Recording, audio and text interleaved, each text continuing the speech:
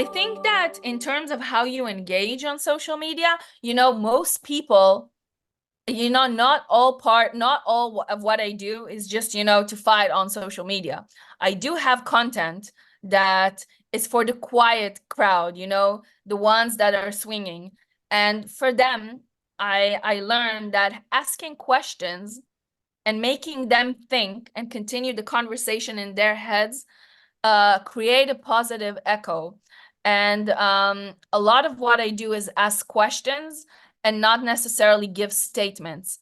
And I'll give an example, okay? For once, when I ask people, what would you prefer?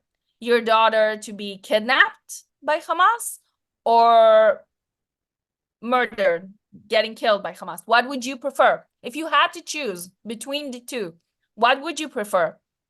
And that is something that touches people, and they don't need to be Israeli or Jewish to do that. And then I ask them another question.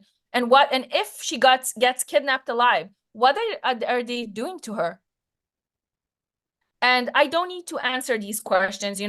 We are the biggest, we convince ourselves better than anybody else. That's why, it's difficult for people to change. So I put a lot of emphasis on asking questions and also touch shared values.